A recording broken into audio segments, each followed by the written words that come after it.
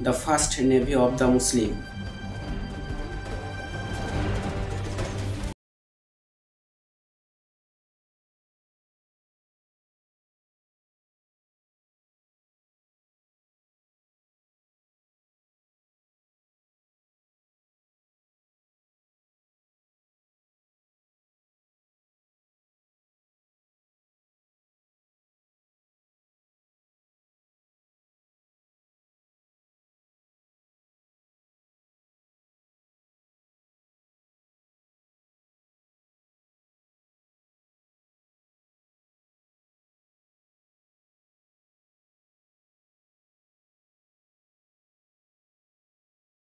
এর মধ্যে সব থেকে শক্তিশালী হয়ে উঠেছিল।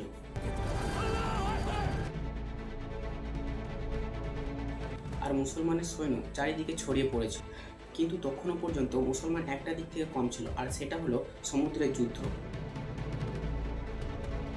আর রোমান এম্পায়ার বারবার সমুদ্রপথে মুসলমানের উপর আক্রমণ করত। কারণ হচ্ছে এটাই যে তখনও পর্যন্ত মুসলমানের কাছে কোনো নেভি ছিল না। তখন হজরত উমরের একটি লিডার হজরত মুয়াবিয়া, তিনি হজরত উমরের কাছে একটি চিঠি পাঠায়। সেই চিঠিটার মধ্যে লেখা ছিল যে মুসলমান যেন তার নিজের নেভি তৈরি করে। কিন্তু তখন হজরত উমর এই চিঠিটিতে রাজি হয়নি। কারণ হচ্ছে এটা যে এই সমুদ্রে বিগত 700 বছর ধরে রোমান এম্পায়ার রাজ করে আসছে। আর তখন দুনিয়ার মধ্যে সব থেকে বড় নেভি ছিল রোমান এম্পায়ারের কাছে। তার কাছে ছিল 1000টি যুদ্ধ নৌকা, যার কারণে এই সমুদ্রটিকে বলা হতো রোমান সমুদ্র। আর একটা মেন কারণ হচ্ছে যে মুসলমান তখন পর্যন্ত মরুভূমিতে বসবাস করত, আর সমুদ্রে যুদ্ধ করার মতো তাদের কোনো ধারণাই ছিল না।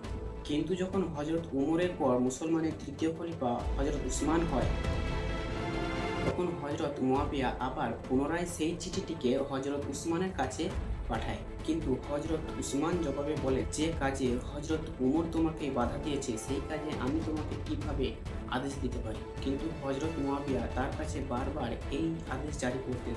হজরত মুয়াবিয়ার বারবার এই আদেশ জারি করার কারণে হজরত উসমান তো তাকে নেভি বানানোর জন্য আদেশ দিয়ে দেয়, কিন্তু তার কাছে একটা দাবি করে যে তুমি যখন সমুদ্রে যুদ্ধে যাওয়ার জন্য রওনা দেবে তখন সমস্ত সৈন্যরা যেন তারা তাদের স্ত্রীকে সঙ্গে করে নিয়ে যায়।